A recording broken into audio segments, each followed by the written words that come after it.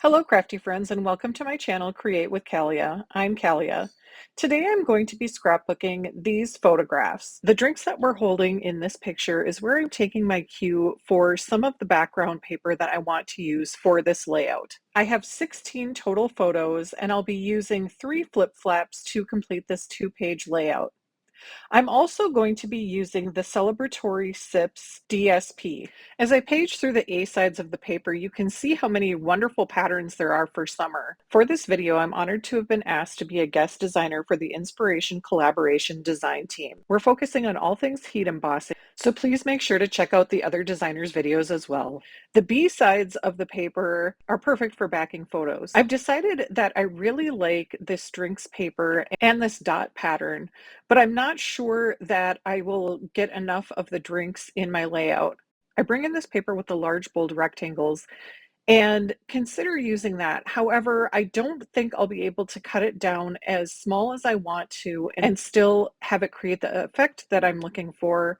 And additionally, the more I look at it with my photos, the more I feel the large rectangles are overwhelming my eye and distracting from the pictures. I decided to bring back in the DSP with the drinks on it. I realized that if I cut it strategically, I'll be able to get full glasses worth of drinks on my layout. I had also considered using this paper, which is the back side of the dot paper. However, that feels too busy to me because the drinks are smaller, and I don't want this to focus on alcoholic drinks. I feel like this paper has more of a summer drink feel to it, which is perfect for the event that we were attending as a family.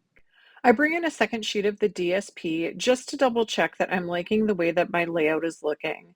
I do some playing around with the placement of the dot paper and my photographs and realize that, yep, this is exactly what I'm looking for.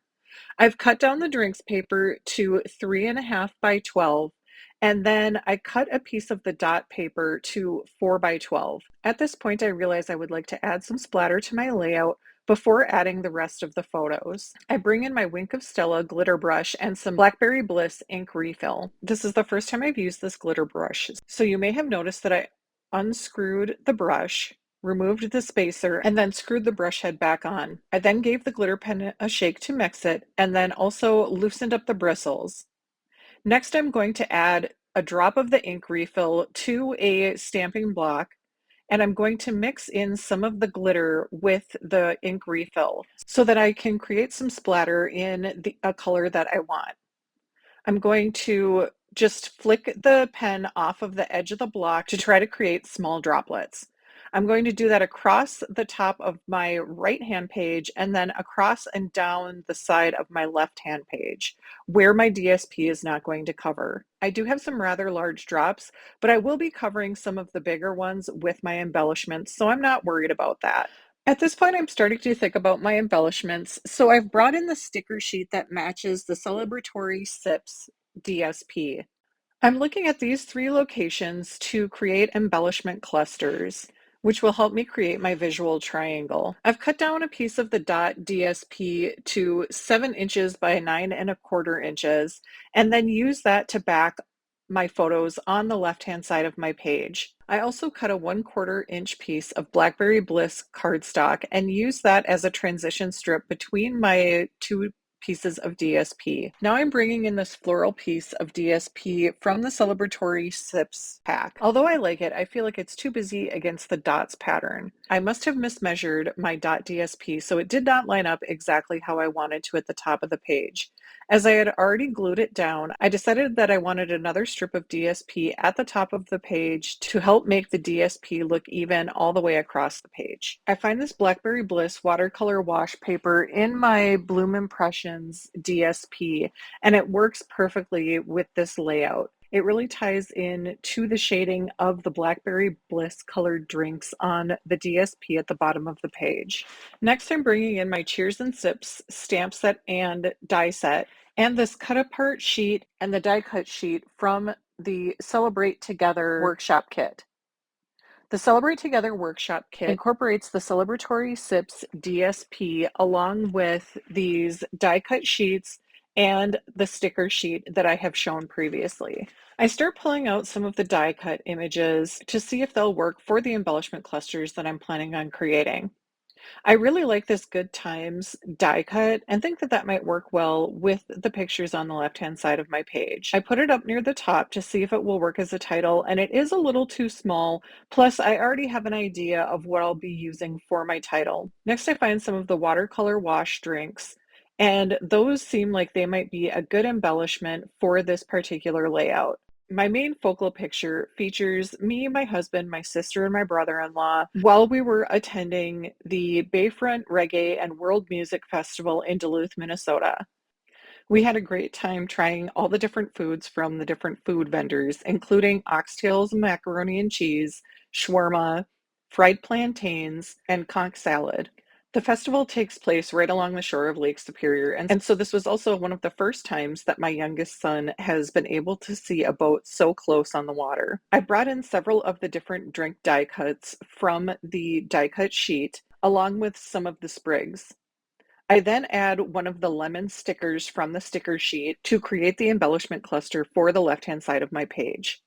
Next, I create the title for my page using the print and cut feature in Cricut Design Space. I add some foam tape behind the title to help give it some additional dimension on my page.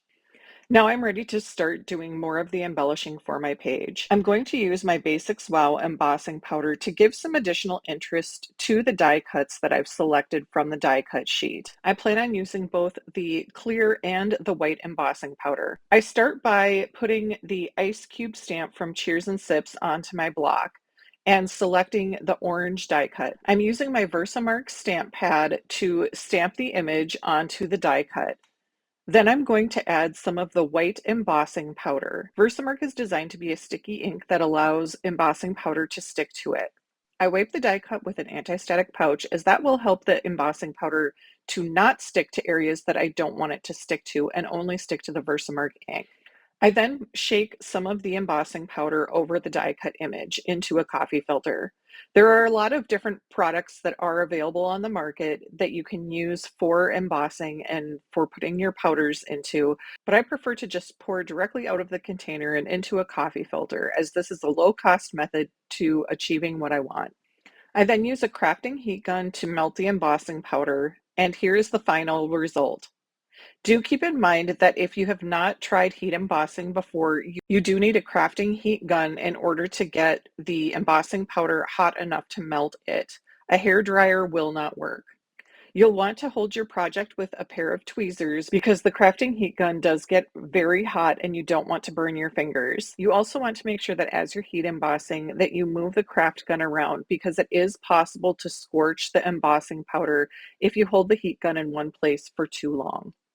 I'm using another technique on the purple drink in order to create a different effect for that particular drink. I've placed the die cut onto my Versamark pad so that I have Versamark ink over the entire die cut. Then I'm going to add clear embossing powder to this particular die cut. Once the die is fully covered with clear embossing powder, I'm going to use my heat gun to warm up the embossing powder and melt it. What this does is create a wet look on the die cut. After my first round of doing this, it almost looks like the glass has condensation on it. I'm going to put a second coat of the Versamark ink and then the clear embossing powder over the top of what I've already done. That will create a look that looks like actual glass on this die cut. This is a great technique to use when you're trying to make items that look like glass or make water look like it's actually wet for your scrapbook pages. If you've never heat embossed before, another tip that I have for you is to remember to use an ink that is specifically designed for heat embossing and use with embossing powders. One of the first mistakes I made when I first started getting into crafting was that I bought a dye-based ink pad to try to use with my embossing powder. That did not work, and I ended up frustrated because I didn't understand the difference between the inks that I was using. You can now see the glassy effect that I've created with my embossing powder on this die cut.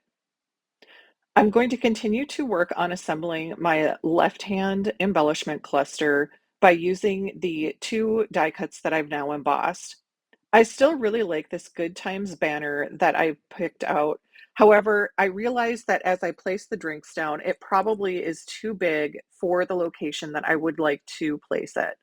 I now have the items glued down for the left-hand embellishment cluster and start to work on the far right embellishment cluster. I find another sprig that I like and a glass of lemonade from the die cut sheet. I then bring the sticker sheet back in, and I've been looking at the Summer Fun stickers. I really like the way that these look, but they're also large enough to be title stickers, and they're competing with the size that I made my title. So I think that I'll save those for another page and use them as title stickers. I then bring in the More Messages die set, and I'm going to use that along with the Cheers and To Us stamps from Cheers and Sips. I select one of the banners that feels like it'll be a good size to go with the embellishment cluster that I've already created. I'm bringing in some of the Strawberry Slush two-tone cardstock, and I'll die cut using that cardstock. I'm going to emboss my stamps onto this cardstock. I use the same process of using my anti-static pouch on the die cut and then stamping using my Versamark ink. I'm going to emboss this with more of the white embossing powder to create another embellishment to add to my embellishment cluster. I used the Time to Celebrate sentiment from the More Messages stamp set and stamped that onto some Blackberry Bliss cardstock that I've also cut out using the More Messages die set. Last, I used the More Messages die to cut a banner out of Daffodil Delight cardstock and used the Let's Celebrate stamp from the Cheers and Sips set to emboss another sentiment that I place over my focal picture. Last, I'm going to use the ice cubes one more time on this lemonade die cut to create some additional interest by stamping the ice cubes twice and then embossing in white. And now I feel like my layout is complete. I have a lot of visual interest going on in this layout, and so I don't feel like I need any additional embellishments.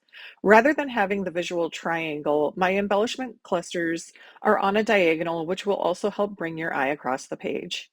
I've added pops of yellow in my embellishment clusters as I have yellow pops in several of my pictures, and that also helps bring your eye across the page. A full list of the supplies that I used to create this page will be available in the video description. If you've enjoyed this video, please make sure to like and subscribe. Thanks for watching, and craft on!